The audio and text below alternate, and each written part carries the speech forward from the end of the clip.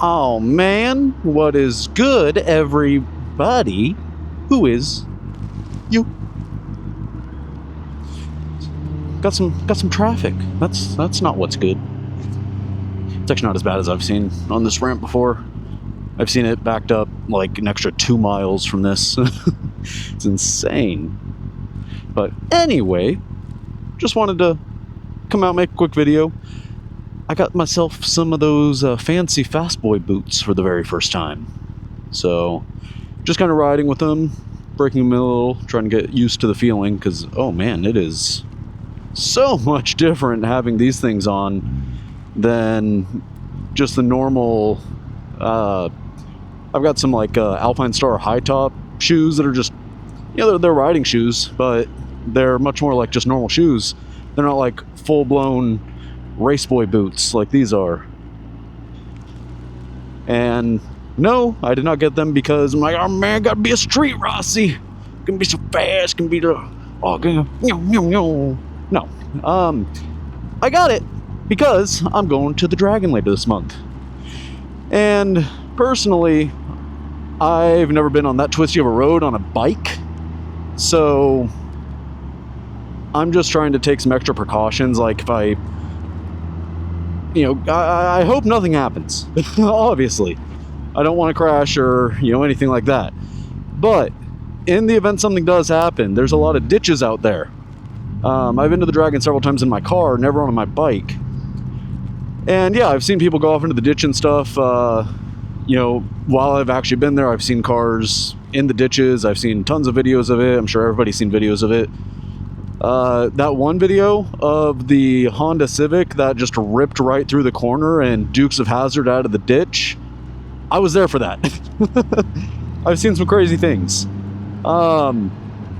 So I just wanted to get these just to have the more ankle support there. And in the event that, I do put the bike in a ditch or something, my ankles are a little more supported and a little more protected, so I'm not as likely to potentially break it or something. So that's my justification for getting the epic meme boots for riding on the streets.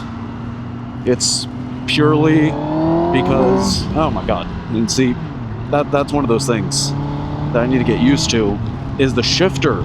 Oh my god, my shifter feels so different. So on the ZX10s, at least this generation, you can't really adjust the shifter. The lack of adjustment in question. See, it's all the way as high up as it can go. And I need it to be just a little bit higher. So, yeah. So it's making it super awkward trying to shift, because I have to like get my foot down in an angle, and I have to then, after I shift, I have to push my foot down enough to be able to reactuate the shifter for the next gear. And yeah, that's just super awkward, super not used to it. But that's why I'm out here getting some practice with them. And for the rest of the month, this is what I'm gonna be riding with. This isn't gonna be my normal riding shoe or boot, whatever. Normally I will just continue to wear my more normal Alpine Star high tops, but again, just because I've never been on that twisty of a road on a bike, and I've seen crazy things happen, so I'm just trying to take extra precautions where I can. That's really all. But I mean, yeah, first impressions, this is my first ride with these boots on. I don't really like how muted everything feels. I feel like I have way less feeling for my foot controls than what the other shoes have. I'm sure it's something I can get used to. I mean, people wear these things and do crazier things on a bike than what I'm doing on the street. Yep, see, there's another time, missed a gear. God, I need to get used to that. So, it's a skill issue. It's definitely a me issue, why I'm having a problem wearing these.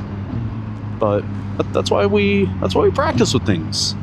That's why we we don't get things, get new gear or whatever, new equipment, and then immediately try to go somewhere and push our bike as hard as we can and really test our limits on things. No, we build up to it, get some practice first. What up, trooper? So that's really all I had to talk about with this video. Might just have some more clips later on as things come up, but that's really the gist of it. I know this isn't going to be too interesting of a video. I'm stuck in traffic right now.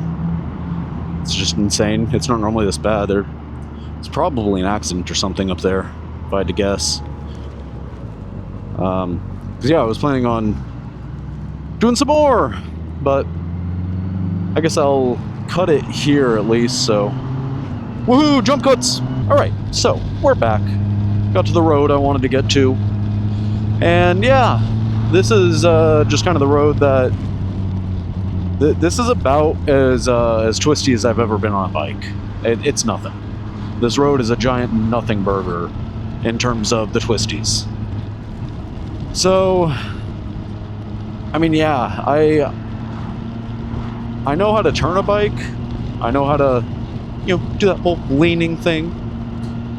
But first off, 318 curves in 11 miles like that it's intense. Even in a car, that just constant left, right, left, right, left, right, having to just be fully locked in that whole time, it gets pretty tiring, pretty exhausting. And obviously on a bike, it's going to be even worse because you're actually having to move the machine. You're not just, kind of daintily turning your hands. Oh, gotta point my steering wheel this way so my wheels go that way. You gotta actually, fight the bars and stuff, and then lift yourself back up and hold on to the thing so you don't fall off. So, yeah, I just need to get some training in, I guess. Some endurance training. And again, trying to get used to these boots. And I will say too, when I go out there, I'm not gonna be a moron. I'm not gonna go out there thinking that I'm some super incredible Ermagerd. I'm gonna set a new record on the Dragon. No, I'm gonna be taking pretty gently. I'm obviously gonna be recording, so I'm gonna definitely be uploading some videos there, talking about my first experience taking the bike to an actual twisty road, not a weak excuse for a twisty road like this is. And yeah, there's definitely gonna be some new content next month regarding all that. We'll be out there with some buddies too, so might get some Pack Talk calm action, the group chat of us being out there together. I don't know, it's gonna be really cool, it's gonna be really fun. As long as the weather holds out, because that's the only thing, is if it's gonna be raining pretty much the whole time I'm there, then there's no point in taking the bike out there. I might still cage out there just to hang with the boys and stuff, but yeah, I don't think there's really much point in taking the bike out to the Dragon if it's going to be raining the whole time I'm out there. It's just not going to be fun. There's definitely some content planned.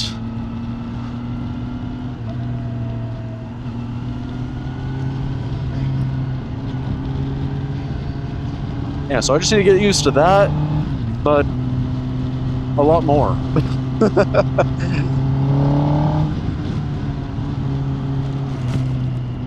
Yeah, I'm sure I'll be fine out there. I know how to ride. Tons of riders go out there every year. As long as I'm sensible and stay within my limits.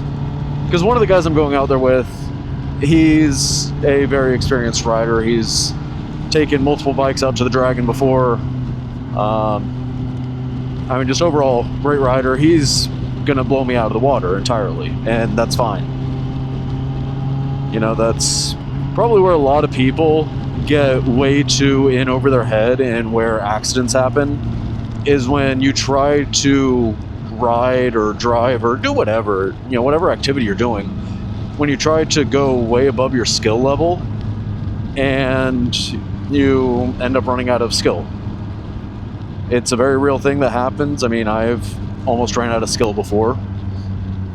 It happens. There's nothing wrong with that. It just means you need to get better. You need to practice.